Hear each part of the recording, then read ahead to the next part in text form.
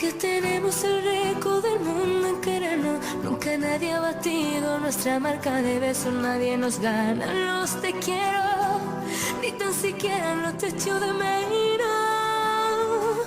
Con una mirada me lo dices todo, con una mirada pero de otro modo. Con una mirada me entregas la vida. No hace falta que hables ni que yo te diga. Con una mirada me lo dices todo, con una mirada pero de otro modo. Con una mirada me entregas el cielo. No hace falta palabras para decirte quiero.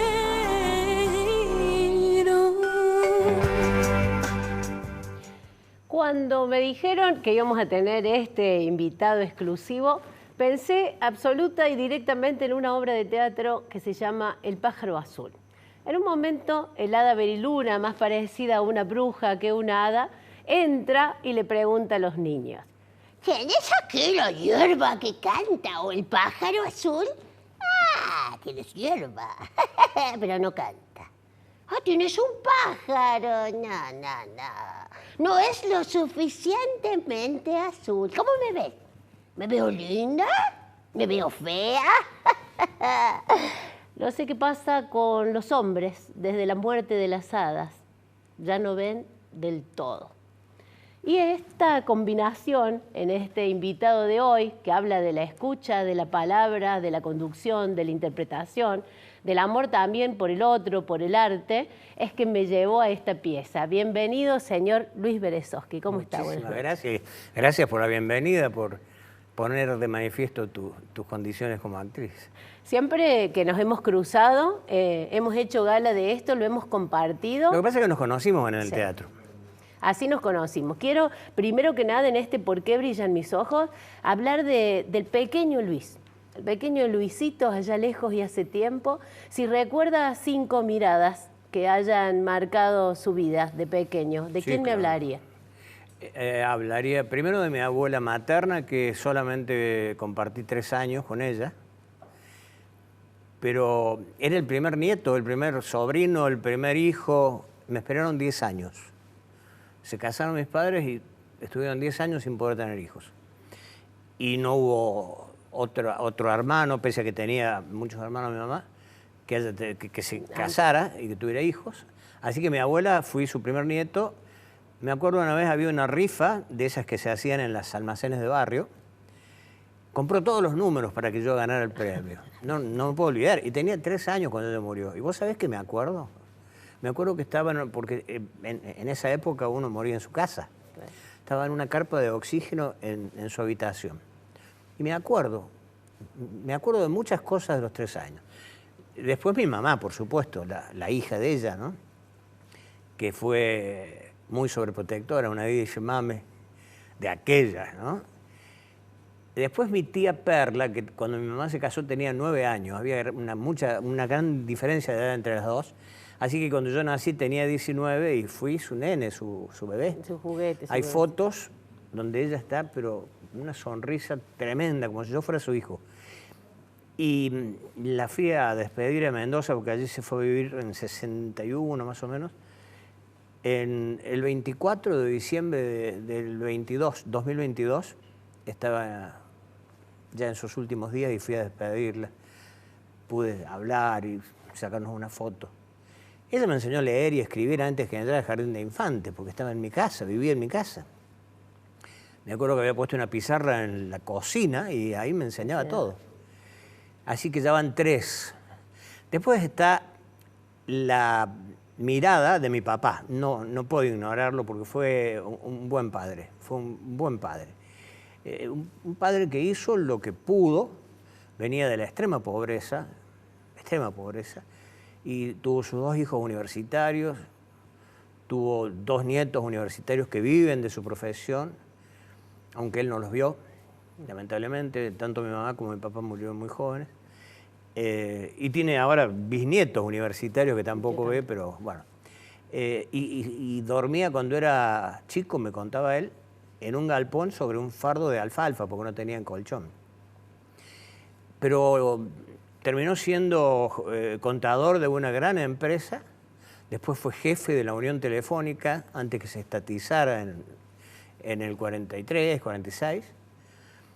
Mi mamá también, si bien su posición, la de su familia era un poco más acomodada, también tuvo que lucharla. Trabajaba de maestra en Río Ceballos y vivía en Huerta Grande.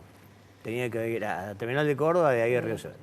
Bueno, esos ya van 4. Y la quinta voy a nombrar a mi maestra de cuarto grado, porque es amiga de Facebook. Epa, Sí. muy bien. Un día estaba en la radio y llaman por teléfono al contestador, ¿te acordás? Sí. No sé si lo usan todavía. A veces hay días que sí y hay días que no. Pregúntele a Luis Berezós, porque claro, todos creían que era un tercero el que atendía el contestador. contestador. Y era uno mismo. Pregúntele a Luis Berezós si se acuerda de su maestra de cuarto grado. Y entonces sí, porque aparte era una chica de 19 años preciosa. Claro. Iba en una Vespa. Nosotros éramos chiquitos, teníamos 9 años, pero igual. En una Vespa, En mira una qué Vespa. adelantada la señora. Sí, sí, sí. Era nieta de Rafael Núñez, el ex gobernador de Córdoba. Y bueno, todavía tenemos, o sea, es joven, tenía 19 cuando era mi maestra, así que tenemos contacto por Facebook. Magdalena de Emoción sería el quinto, pero hay muchas maestras, hay mucha gente, hay muchas miradas. Decimos a veces que en la comunicación es un 30% lo que, lo que decimos y un 70% lo que no decimos. Que lo dicen las pausas, que los dicen los silencios. Son los más difíciles. Son los más difíciles de tener, de contener, de tener tensión dramática. Yo siempre digo, frase que aborrezco, pero yo siempre digo. Yo siempre digo. Cuando hablan de entrevistas, se acuerdan de mis entrevistas, más que cualquier otra cosa. Sirve mucho la psicología para eso, porque la entrevista es fundamental, ¿no? Que el secreto es escuchar, no hablar. Yo veo algunos entrevistadores que están 3 minutos preguntando, o 5 minutos preguntándole al entrevistado, que lo único que le puede decir es sí, no. Claro, y no tiene... Yo también, qué sé yo. Sí, así lo veo. Mantener un silencio es como, es terrible. Un clima, ¿no? Claro. Pero bueno, decimos que el ser humano busca siempre lo que no tiene, ¿no? ¿Qué le faltaría a Luis si tuviera que pensar en qué le falta ahora? Y a esta altura del partido faltarían muchas cosas, pero creo que no me puedo quejar. Podría decir aquello de vida, nada me debes, vida estábamos en paz, porque yo quise ser locutor desde los 5 años. Yo actuaba en Jardín de Infantes. Yo vi la entrevista a Juan Ricardo Rodríguez Brizuela, fuimos compañeros en LB2 cuando empecé. Y podría irme y dejar lo que dijo él, porque era aparte, tenemos 8 días de diferencia, él es 8 días menor que yo. Yo estudié declamación a los 5 años, estudié piano de 5 a 10 años, actuaba en los actos escolares, bailaba folclore en los actos escolares. Debuté a los 10 años en un programa de radio infantil que conducía Víctor, no era Doña Tremegunda, que era el más importante, pero en LB2 se llamaba Ruscolandia, lo conducía Víctor Estasicín. Y toda mi vida quise ser locutor, toda mi vida. Y no me fue fácil, pero fui locutor casi 40 años, digamos, corridos y profesionalmente, relación de dependencia, y me jubilé como locutor. O sea que desde ese punto de vista no me puedo quejar. Me falta desde hace 10 años mi compañera, que estuvimos 46 años juntos, que compartíamos el teatro, ahí nos conocimos, desde los 18 años, pero me dejó 2 hijos maravillosos, que son profesionales universitarios, que se destacan en su profesión, 3 nietos que están estudiando en la universidad, una de ellas se casó. Así que me ganó Rodríguez Brizuela, pero en una de esas pronto soy bisabuelo. Claro. ¿Cómo era la Ale? Porque la Ale, aparte de ser bellísima por dentro, por fuera, talentosa. ¿La Ale? La Ale, sí. La Ale era muy estudiosa, siempre fue muy estudiosa. Estudiosa y trabajadora. Todo lo que hace, lo hace con todo. Con todo. Me acuerdo que se iba corriendo a la escuela, decía, por ejemplo, no, me va a ir mal, en este examen sacaba 10. Ella obtuvo el premio de universidad por promedio cuando se recibió de licenciada en Ciencias de la Información, 9 y pico. Pero siempre que iba a rendir, me va a ir mal, me va a ir mal, me va a ir mal, sacaba 10, por ejemplo, ¿no? Esa de tus hijos es la que más se acercó a la comunicación, ¿no? Y que hay Sí, Diego fue locutor de la FM Córdoba, cuando recién empezó, pero él ya estaba estudiando ciencia económica y le gusta más eso. Y se casó, mi nuera también es contadora, así que trabajan juntos, tienen estudios juntos. Y les va bien, que es lo mejor que le puede pasar a un padre, ¿no? Que sus hijos estén bien, estén encaminados. Claro. ¿Y cómo llega? Porque vámonos de nuevo para el pasado. Ahí arrancamos, en la radio, declamación, piano, todo. ¿Y cómo entra la carrera de psicología? Eso es una casualidad, porque no había ciencias de información ni había colegio universitario de periodismo. Cuando yo empecé, digamos, primero en el teatro a los 18 años. En realidad debuté a los 10 en radio, y me gustaba la radio, escuchaba todo el día la radio, escuchaba las radios de Buenos Aires cuando entraban en cadena. Escuchaba todo el día la radio, era mi pasión la radio. Pero el teatro también, y lo primero que vi fue un aviso de una escuela de arte dramática, del Teatro Estudio de Córdoba, que está en la torre del Puente Avellaneda. El año pasado estuve con mi maestro, Domingo Loyuiche, que está grande, pero está. Y a los 18 años entré, en realidad no los había cumplido todavía, entré a estudiar teatro, hice teatro, estuve profesionalmente, rendí concurso en el Teatro Estable de Títeres, en el 75 y entré. En el 77 rendí examen para la Comedia Cordobesa y entré, estaba en los 2 cuerpos. Después, bueno, pero la ¿Renunciaste obsesión... a eso, Luis? ¿Vos lo renunciaste? Sí, renuncié. Debes ser de las pocas personas que han renunciado a la comedia, ¿no? No sé, bueno, sí, pocas, pero algunas hay. Pero porque pocas. era muy triste para mí, por lo menos, ¿no? El Teatro de Títeres trabajábamos mucho, pero ya había entrado a la comedia, entonces, bueno, opté por el actor antes que el titiritero, que es una forma de ser actor también, ¿no?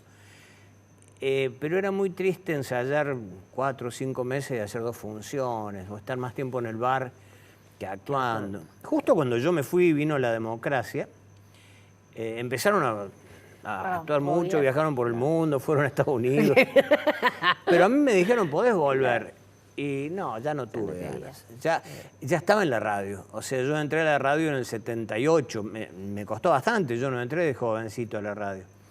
Entré sí, pero salía. Entraba y salía, entraba y salía.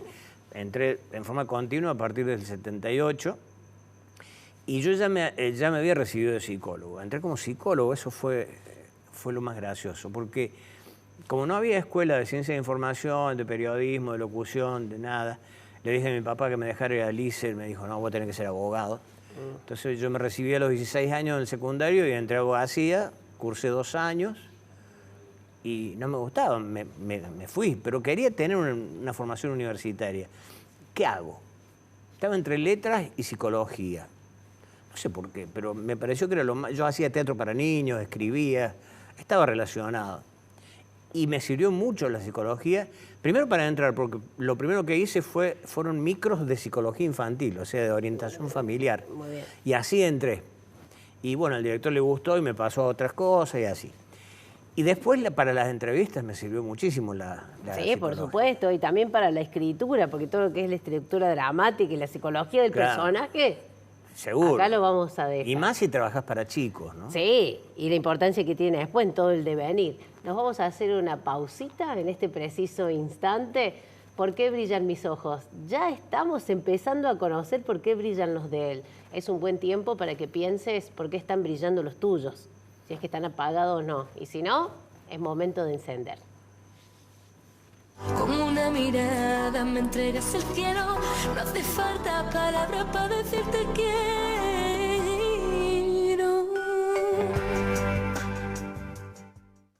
Arte y Joyas, su joyero de confianza, el que mejor paga el oro en Córdoba. Décadas de trayectoria nos avalan.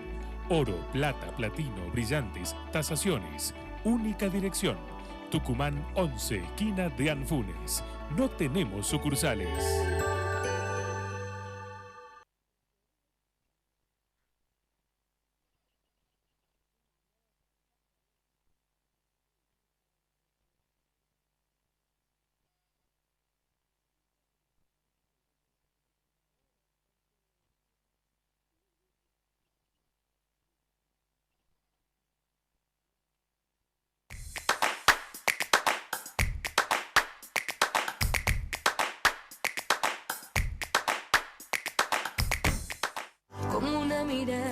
me entregas el cielo.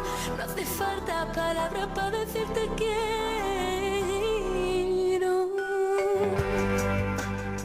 ¿Por qué brillan mis ojos? Hoy un invitado de lujo, el señor Luis Berezovsky. Ya recorrimos un poquito su infancia, las miradas de niño, un poco la psicología, el primer ingreso a la radio, que es otra de tus pasiones. ¿A todas las pasiones? La radio es la mayor, es la mayor. Y a ella le dediqué casi 40 años. Me faltó decirte que yo me anoté en la primera promoción de Ciencia de Información. Pero trabajaba en un banco, porque estuve 11 años en un banco mientras buscaba entrar a una radio, que no era fácil porque había solo 4 de AM y todas tenían locutores. Una vez me presenté a un concurso, varias veces, llegaba a la final pero no ganaba. Pero claro, trabajaba en un banco, era padre ya de un chico, porque yo tuve un nene a los 23 años. Claro. Estudiaba psicología, estaba a punto de recibirme. En el 73 me recibí de psicólogo y en el 72 se abrió Ciencia de Información. Así que no cursé, no había forma. De hacer. Pero sí, la radio... Mira, yo también hice 2 años de Ciencia de la Información, pero yo quería hacer radio también. La radio es maravillosa. ¿Cómo definirías vos la radio? Es magia, no, creo que no hay un término, no es novedoso, pero tampoco encuentro un término que la reemplace. Que reemplace esta palabra, magia. Porque yo era chico y no había televisión cuando yo era chico. Eso muestra la edad que uno tiene. Claro, no habría en ese momento. Y entonces escuchábamos radio desde... A mí me despertaba Juan Carlos Mesa para ir a la escuela. Mi mamá era como Roberto Ortiz de aquellos tiempos. Tenía un programa que se llamaba El Despertador, que después lo hizo más adelante. Pero no tenía nada que ver, porque este era a las 7 de la mañana, era para despertar en serio. Y me despertaba con él y era una cosa, todavía lo recuerdo. Es más, tengo un carnet de socio. Del programa. Por supuesto, obra de mi mamá, no iba yo. Con la letra de ella, mi nombre, todo. Y después escuchaba a José González, que tenía un programa que se llamaba El Oyente Propone, Nosotros Complacemos, donde la gente pedía, nada nuevo, pedía discos y él ponía los discos que le pedía a la gente. Después, bueno, los radioteatros también. Yo fui a verlo a Jaime Cloner al circo Tony Sardinita, Claro. que era un circo, de esos circos pobres que había, pero donde había radioteatro. Fui a ver La Gran Vía, que era una creación de Juan Carlos Mesa con actores, en el club que estaba a la vuelta de mi casa, que tenía escenario, donde se hacían bailes.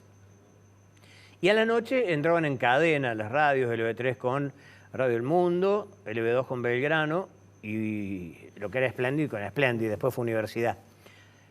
Y yo escuchaba a los Pérez García, el Gloster Tango Club, Juan Carlos Mareco Pinocho, Los Grandes de Buen Humor, Pepe Iglesias El Zorro. Y tuve Tarzán con César Llanos, Oscar Robito y Mabel Landó, que después tuve la suerte de entrevistarlos a todos. A casi todos. No, vámonos a donde dijiste, ingresaste a la radio para hacer el ciclo de psicología infantil. ¿En qué momento pudiste o hacer algo de lo teatral o cuándo pasaste a conducir? Bueno, a conducir empecé en Radio Universidad, porque en LB2 estuve 4 años como columnista, movilero. Hice de todo, salía a la calle con el móvil, eran handy en esa época, no había celulares. Claro.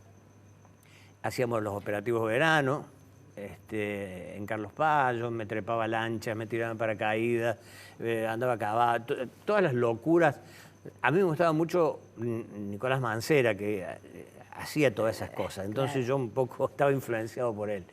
Y en las entrevistas estaba influenciado por Mareco, Juan Carlos Mareco Pinocho, a los dos los pude entrevistar.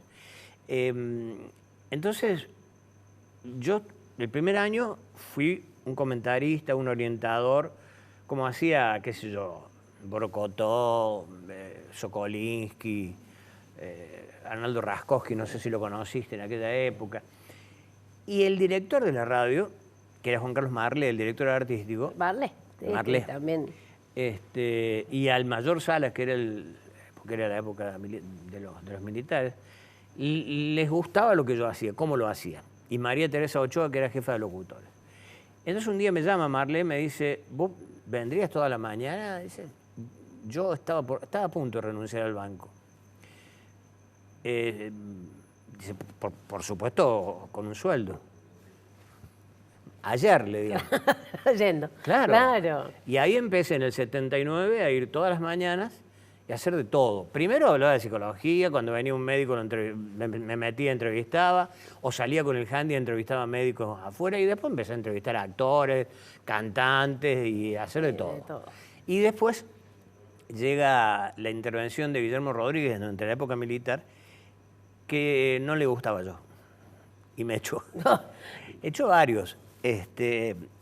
Entonces, al otro día, el 31 de diciembre me fui de LB2 y el 1 de enero estaba en Radio Universidad, ya con un programa propio, porque yo había entrevistado mucha gente de la universidad.